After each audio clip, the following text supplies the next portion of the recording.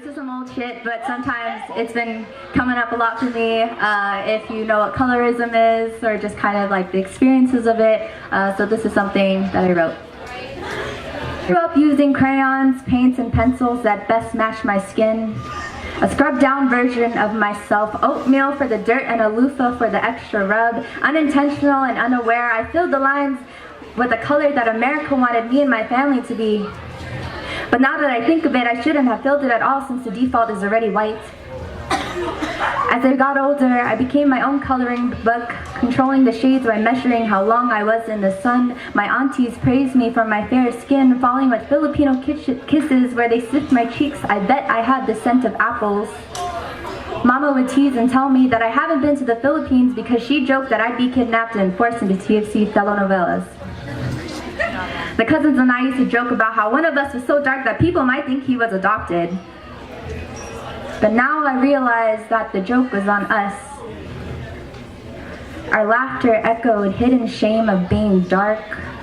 We become parrots on colonial shoulders, repeating everything they told us since they stepped foot on our land. My karma today is that I have the inability to tan or be even sunburned. I'm not worthy of being kissed by the sun, so my lightness is seen as a privilege. I am exempt from purchasing whitening products, receiving suspicious looks, or using papaya soap. And in exchange, I am told, "You're light for a Filipino. Are you mixed? You're so pute. What are you, really?"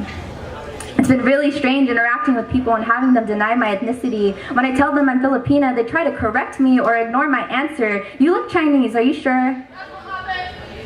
If there's one thing I'm sure of, it's the fact that no matter what color you film my skin, I will still have almond eyes, curly hair, and a tall stature, all characteristics that may or may not fill your image of a Pinay, but all flags of a foreigner. My skin can pass for a lot of things, but apparently it's not enough. I'm not white, though I'm not quite brown. I'm technically yellow, yet not the kind of yellow the majority thinks of. I'm assumed to be many things, but never affirmed for the truth. With all the crayons, paints, and pencils in the world, my outside will never match the way I feel inside, but if I could color me, I'd color me brown. So the second one, at first it was a letter. I know not a lot of us got to know Chris, including myself.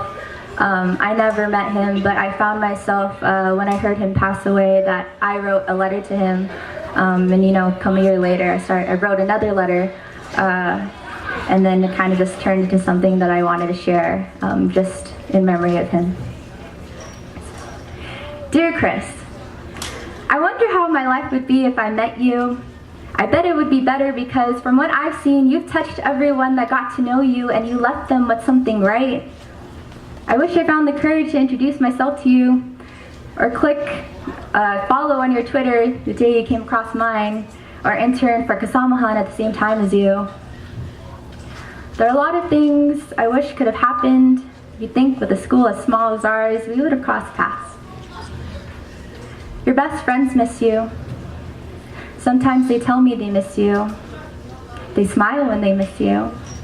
They cry in my arms when they miss you. I wish they didn't have to miss you. It makes me wonder why sometimes I miss you. Maybe it's because you come alive through everyone's stories. I hear you have the best laugh. I hear you give great hugs. I hear you have advice.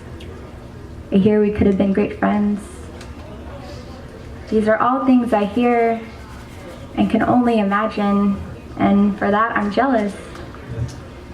At the same time, I feel fortunate. Fortunate to have been in the same space as you. Fortunate to know those who knew you. Fortunate to hear that you are still breathing through the voices who talk about you. They will always talk about you. And I know I've never met you, but I promise I will talk about you too.